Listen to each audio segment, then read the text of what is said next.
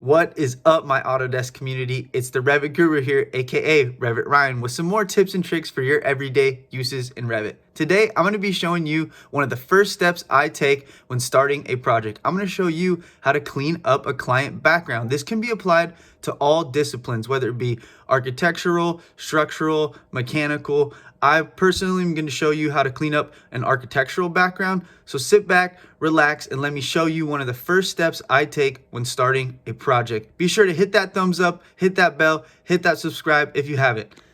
I'll see you in there. Welcome back, my Autodesk community. So I'm in my actual model here. This is the mechanical model. I've already linked in my architectural background. What I'm going to do is activate the visibility graphics. Just going to hit VV in view. I'm going to come over to Revit links. I'm going to come here to custom, and I'm going to reactivate by link view. And this is just to show you guys what we're starting off with before we clean out and clean up the background.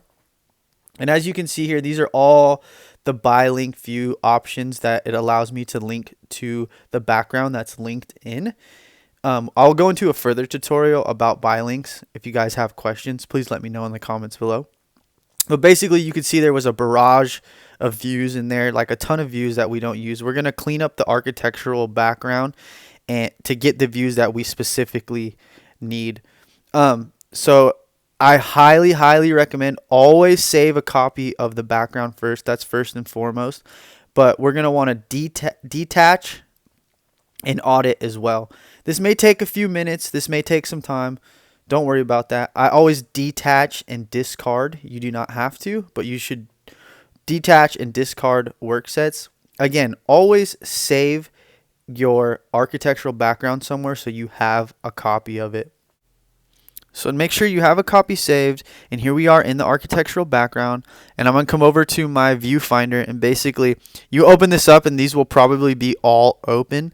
I collapse everything, and then I right click and open them all up again so I can kind of get a good feel of what's all in the project itself. Now you're going to know more specifically what types of views you need for your project. So as you can see, I'm just scrolling down through the viewfinder over here, and there's a ton of views that obviously the architects use and we don't need specifically. Come down here to the bottom. I'm going to collapse, legends, schedules, probably the sheets and the family, because we're not going to be touching those. We're going to just be touching the views in the browser, the viewfinder, or the system browser over here. And so basically, now that I have all those collapsed, I'm going to kind of get a good feel of what sheets they have to kind of get a good feel of like what the project is looking like. And this is just for you to familiarize yourself with what your clients have set up and how they have it set up. And we're going to kind of want to copy that, but we don't need all these views. Now, what you're going to want to delete out of here, guys, and this is not limited to, but what I like to delete out, drafting views, elevation views, section views, even working views, 3D views. Okay, these are some of the views that I like to delete out. Basically, all we want to keep are floor plan views. So I'm just going to highlight the views and delete them out. Specifically, we want to keep, again, floor plan views, ceiling plan views, site plan views. So try not to delete any of those out. But as you can see here, the system browser just has a ton of views we do not use. And so I'm just highlighting and deleting them out chunks at a time. You guys can do it chunks at a time. Just start at the bottom, hold shift, go to the top, and delete. Say goodbye. And now you can see, take the time, it takes a few minutes, delete out all those views you don't need. And you can see how much cleaner my system browser is. And this is in the client's background. This is, before we save it and link it into our actual model. So now lastly, what I like to do, come up to the top here and hit the home button after you deleted all those views out. And this is going to give you usually the whole overall project, how it looks in a 3D view. It's the home of the project. And what I like to do is highlight the whole thing here. Make sure you got everything highlighted, or you come up to your filter, Okay. And what you're looking for specifically are model groups. Model groups will slow models down significantly.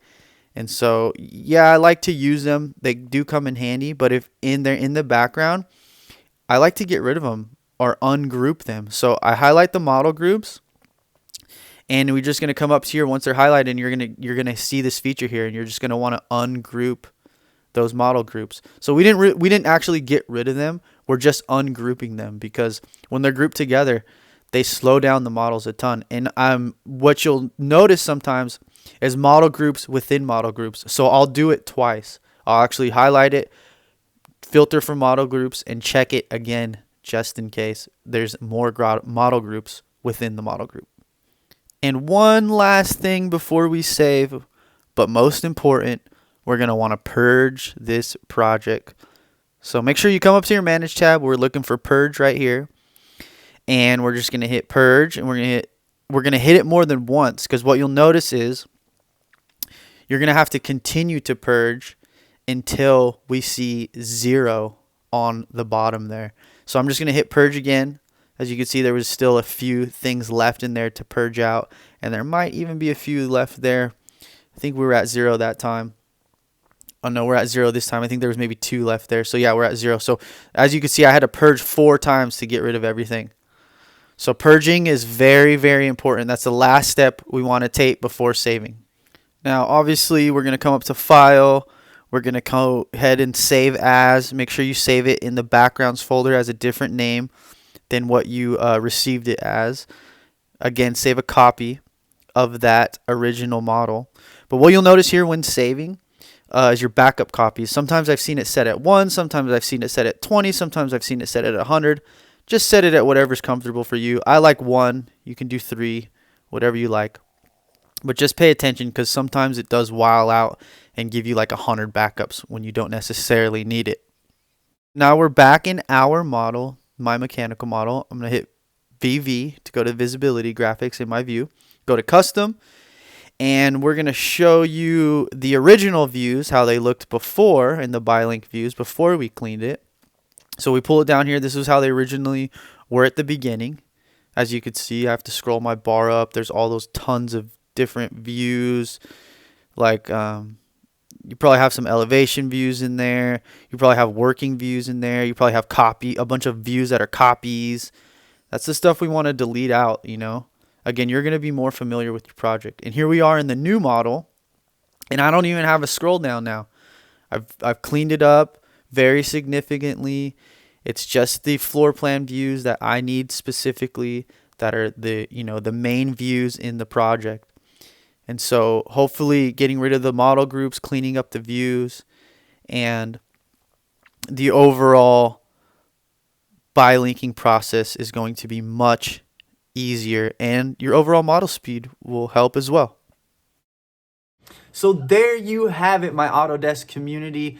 Simple way to clean up your backgrounds before you save them when you receive them from your client. And if you have any questions or any other videos you want me to make, please feel free to leave them in the comment section below. And if you haven't already, be sure to hit that thumbs up, hit that bell, hit that subscribe. It's the Revit Guru, aka RevitRyan, with more tips and tricks for your everyday uses in Revit. Again, let me know what else I can help you guys out with, and I'll see you guys on the next one.